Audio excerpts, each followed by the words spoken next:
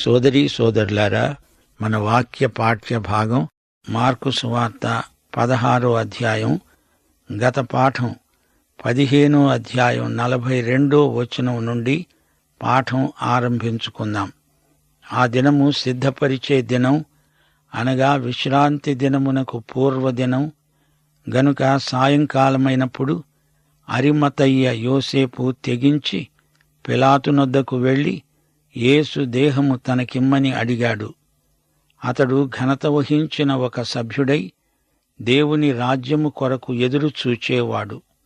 పిలాతు ఆయన ఇంతలోనే చనిపోయాడా అని ఆశ్చర్యపడి ఒక శతాధిపతిని తన వద్దకు పిలిపించి ఆయన ఇంతలోనే చనిపోయాడా అని అతణ్ణి అడిగాడు. శతాధిపతి వలన సంగతి తెలుసుకొని యోసేపునకు ఆ శవమును అప్పగించాడు. అతడు నారబట్ట కొని ఆయనను దింపి ఆ బట్టతో చుట్టి బండలో తొలిపించిన సమాధి యందు ఆయనను పెట్టి ఆ సమాధి ద్వారమునకు రాయి పొర్లించారు. మగ్దలేనే మరియా, యోసే తల్లి అయిన మరియా ఆయన ఉంచబడిన చోటు చూచారు. యేసును వెంబడించిన వారిలో అరిమతయ్య యోసేపు ఒక అనామకుడు, అపరిచితుడు. అతడు యేసును సమాధిలో ఉంచే బాధ్యతను చేపట్టాడు. అలా చేయడానికి అతనికి ధైర్య సాహసాలున్నాయి. ఇతడు సన్హెద్రిను సభ్యుడు. లూకాసు వార్త 23వ అధ్యాయం 51-52 వచనాలు. అతడు యూదుల పట్టణపు సభ్యుడు, సజ్జనుడు, నీతిమంతుడు. అతడు వారి ఆలోచనకు, వారు చేసిన పనికి సమ్మతించక దేవుని రాజ్యము కొరకు కనిపెట్టి ఉండినవాడు.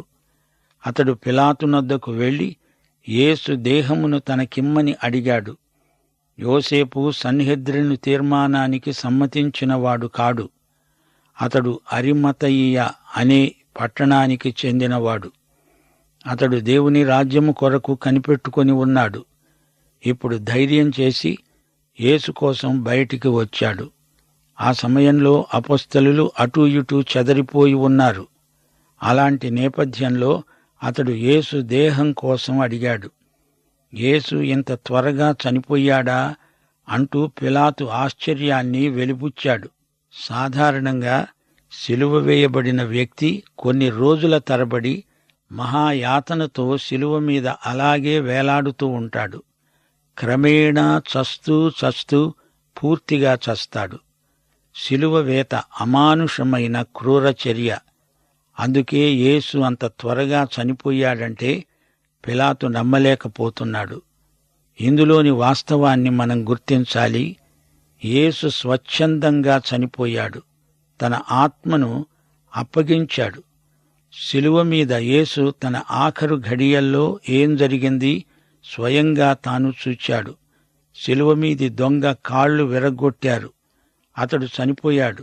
కాని యేసు అంతకు ముందే చనిపోయాడు గనుక వారు ఆయన కాళ్ల జోలికి పోలేదు. నా ఎముకలలో ఒక్కటి విరువబడదు అన్న లేఖనం ఈ విధంగా నెరవేరింది. పిలాతు యేసు భౌతిక కాయాన్ని యోసేపుకు అప్పగించాడు. శరీరము అనడానికి గ్రీకు భాషలో 2 మాటలున్నాయి. సోమా అంటే భౌతిక కాయం. ఇది మర్యాదాపూర్వకమైన మాట. యోసేపు యేసు యొక్క సోమ కొరకు అడిగాడు. కాని టోమా అనే మరో మాట కూడా ఉంది. టోమా అంటే శవం, చచ్చిన పీనుగా అని అర్థం. పిలాతు టోమాను ఇచ్చాడు. అది తేలిక మాట. అది పిలాతు యొక్క ఈసడింపు భావాన్ని తెలియచేస్తోంది. యోసేపు తనకు యేసు కావాలి అని అడిగాడు. పిలాతు తీసుకుపో, ఈ పీనుగతో నాకేం పని అన్నట్లు ధ్వనిస్తోంది. వింటున్నారా? నీకు నాకు ఏమి విలువ ఉంది? అయితే మన విమోచన కోసం యేసు చెల్లించిన వెల ఎంతో గొప్పది. ఈ శరీరములో ఉండి మనము ఎంతో మూలుగుతున్నాము. ఒకానొక రోజున మన ఈ శరీరాలకు కూడా విమోచన ఉంది. దేవునికి స్తోత్రం. యోసేపు ధనవంతుడు. తన కోసం తొలిపించుకున్న కొత్త సమాధిలో యేసు శరీరాన్ని ఉంచాడు. సమాధి ద్వారం మూయబడి ఉంది. దానిమీద ముద్ర వేయబడింది. స్త్రీలు తమ సంతాపాన్ని వెలిబుచ్చారు. ఇప్పుడు మనం 16వ అధ్యాయానికి వచ్చాం. ఇదే మార్కు సువార్తలోని చిట్ట చివరి అధ్యాయం. ఇందులో యేసు పునరుత్థానం, ఆరోహణం పేర్కొనబడ్డాయి. యేసు యొక్క సశరీర పునరుత్థానం క్రైస్తవ విశ్వాసంలోని ప్రముఖ సత్య సిద్ధాంతం. అపొస్తలుల కార్యములు అనే గ్రంథంలోని ప్రతి ప్రసంగము యేసు పునరుత్థానమునకు సంబంధించిందే. ఈ రోజుల్లో మనమైతే ఈస్టరు నాడు తప్ప మరెప్పుడూ ఈ సంగతే తలుచుకోము. యేసు పునరుత్థాన వృత్తాంతం ఆ రోజుల్లో ప్రజలను రోమా ప్రభుత్వంలో నివ్వెరపరిచింది. ప్రజల కండ్లు తెరిచింది. వారి అంచనాలను తల్లక్రిందులు చేసింది. ఇప్పుడు వివరాలు వినండి. విశ్రాంతి దినము గడచిపోగానే మగ్దలేనే మరియా, యాకోబు తల్లి అయిన మరియా, సలోమి వచ్చి ఆయనకు పుయ్యాలని సుగంధ ద్రవ్యము కొన్నారు. వారు ఆదివారమున పెందలకడ లేచి బయలుదేరి సూర్యోదయమైనప్పుడు సమాధి వద్దకు వస్తూ ఉండగా, సమాధి ద్వారము నుండి మన కొరకు ఆ రాతిని ఎవడు పొర్లిస్తాడు అని ఒకరితో ఒకరు చెప్పుకుంటూ ఉన్నారు. వారు వచ్చి కన్నులెత్తి చూడగా రాయి పొర్లించబడి ఉండడం చూచారు. ఆ రాయి ఎంతో పెద్దది. ఇప్పుడు వారు సమాధిలో ప్రవేశించి తెల్లని నిలువుటంగీ ధరించి ఉన్న ఒక పడుచువాడు కుడివైపున కూర్చుండి ఉండడం చూచి మిగుల కలవరపడ్డారు. అందుకతడు, కలవరపడకండి, సిలువ వేయబడిన నజరేయుడైన యేసును మీరు వెతుకుతున్నారు. ఆయన లేచి ఉన్నాడు, ఇక్కడ లేడు. వారు ఆయనను ఉంచిన స్థలము చూడండి. మీరు వెళ్ళి ఆయన మీకంటే ముందుగా గలిలయలోనికి వెళ్ళుతున్నాడని ఆయన మీతో చెప్పినట్లు అక్కడ మీరు ఆయనను చూస్తారని ఆయన శిష్యులతో పేతురుతో చెప్పండి అన్నాడు. వారు బయటికి వచ్చి విస్మయముంది వణుకుతూ సమాధి వద్ద నుండి పారిపోయారు. వారు భయపడినందున ఎవరితో ఏమీ చెప్పలేదు. ఆదివారం ఉదయం, వారంలో మొదటి రోజు, స్త్రీలు సుగంధ ద్రవ్యాలు తెచ్చారు గాని యేసు శరీరం అక్కడ లేదు. బేతనియలో మరియా అత్తరుతో యేసును అభిషేకించినప్పుడు అదంతా దండుగా అన్నాడు ఇస్కరియోతు యూదా. కాని అది అసలు దండగే కాదు. ఇప్పుడు ఈ స్త్రీలు తెచ్చిన సుగంధ ద్రవ్యాలు ఒట్టి దండుగా. ఎందుకనగా యేసు శరీరం అక్కడ లేదు. యేసు లేచాడు, సజీవుడై ఉన్నాడు. శనివారం సూర్యాస్తమయంతో సబ్బాతు ముగిసింది. ఆదివారం ఉదయం వారు వచ్చారు, సుగంధ ద్రవ్యాలు తెచ్చారు. శిష్యులందరూ బయటికి రాలేదు. సమాధి దగ్గరికి ఒక్కరూ రాలేదు. ఆదివారం నాడు ఉదయమే స్త్రీలు వచ్చారు.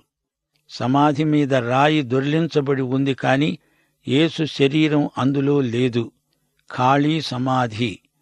యేసు పునరుత్థానానికి ప్రబలమైన రుజువు ఖాళీ సమాధి. ఇది తిరుగులేని రుజువు. ఈ స్త్రీలు దానికి సాక్షులు. ఈ స్త్రీలు ఆశ్చర్యంతో నిండిపోయారు. వారు భయపడ్డారు. 9వ వచనం.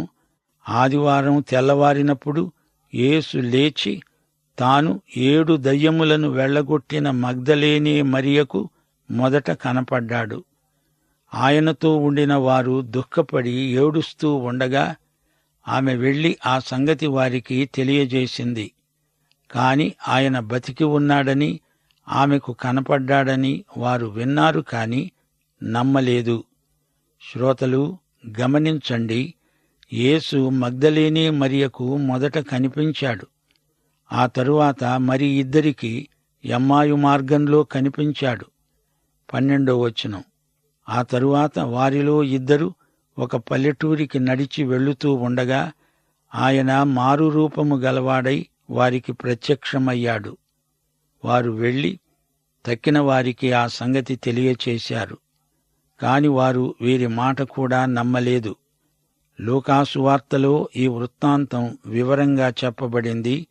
పిమ్మట 11 శిష్యులు భోజనానికి కూర్చున్నప్పుడు వారికి ప్రత్యక్షమై తాను లేచిన తరువాత తనను చూచిన వారి మాట నమ్మనందున వారి అపనమ్మిక నిమిత్తము హృదయ కాఠిన్యము నిమిత్తము వారిని గద్దించాడు. మీరు సర్వలోకమునకు వెళ్లి సర్వ సృష్టికి సువార్తను ప్రకటించండి. నమ్మి బాప్తిస్మము పొందినవాడు రక్షించబడతాడు. నమ్మని వానికి శిక్ష విధించబడుతుంది.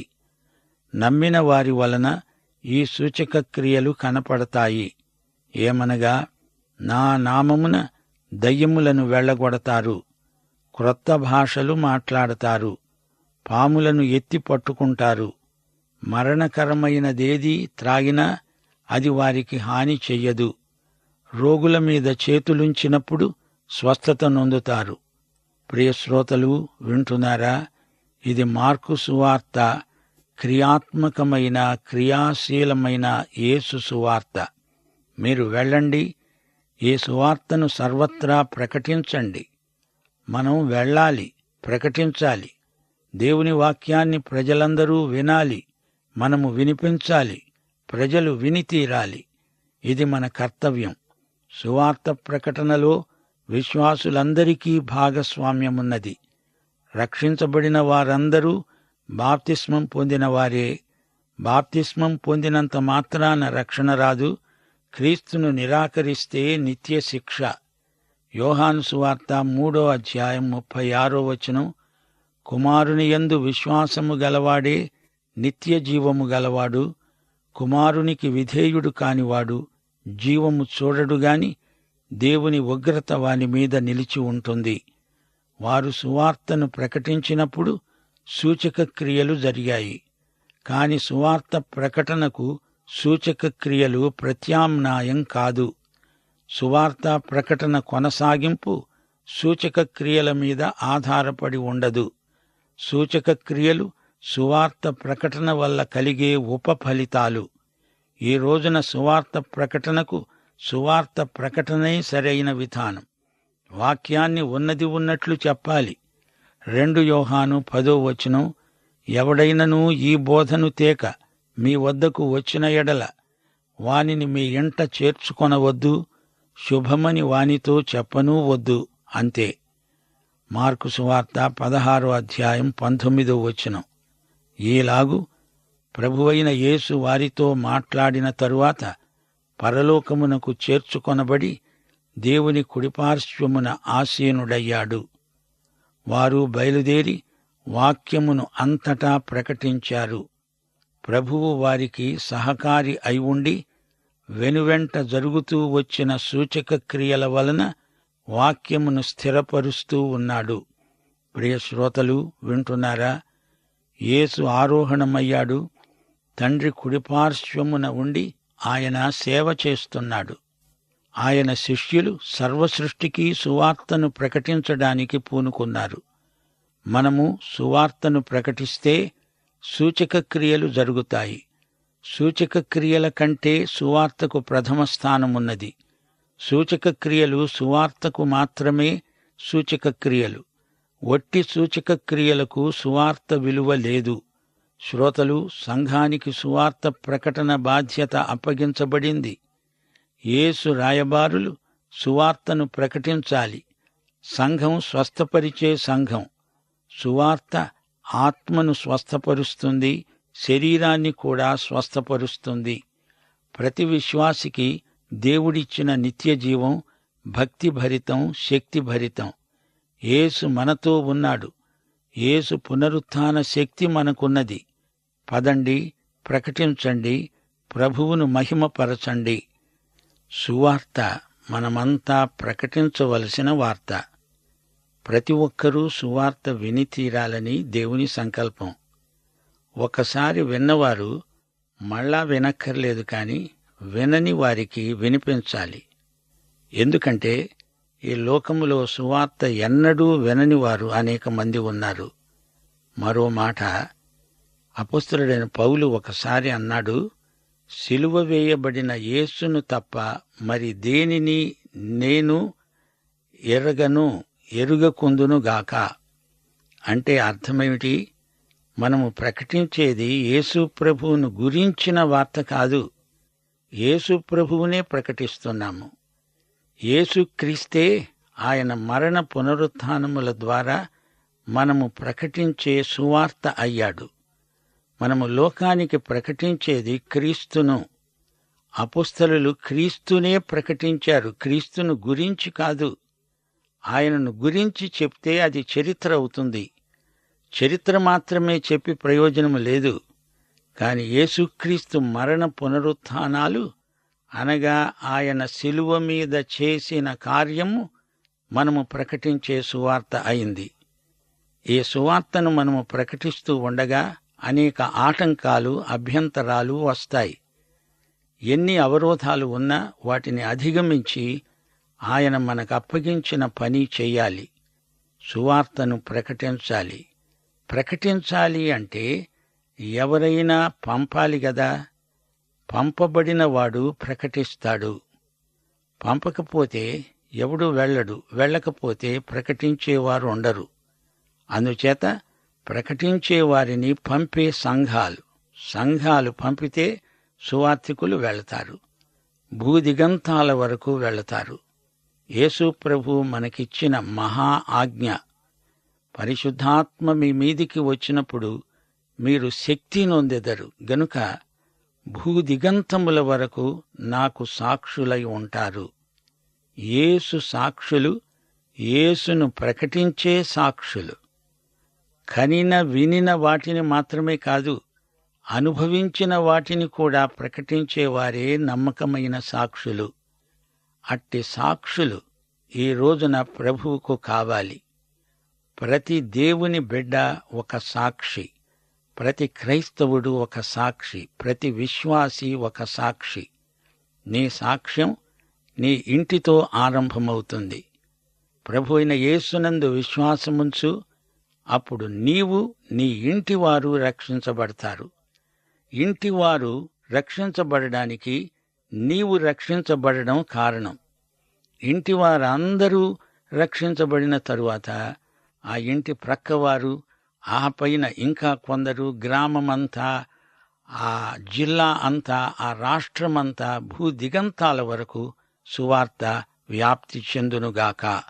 ముగింపులో ప్రార్థన చేసుకుందాం. పరిశుద్ధుడవైన మా పరమ తండ్రి, మహిమగల దేవా, నీకు మా హృదయపూర్వకమైన కృతజ్ఞతాస్తుతులు సమర్పిస్తున్నాము. మార్కు సువార్త 16 అధ్యాయాలు మేమంతా విన్నాము. వినుట చేత విశ్వాసము కలుగుతుంది. ఎక్కువ వింటే ఎక్కువ విశ్వాసం, వినకపోతే విశ్వాసమే కలగదు. అందుచేత నీ ప్రజలు వింటూ ఉండాలి. నీవు చెప్పిన మాటలు విన్నప్పుడు పరిశుద్ధాత్మ మాలో ఉండి మమ్ములను బలవంతము చేస్తా.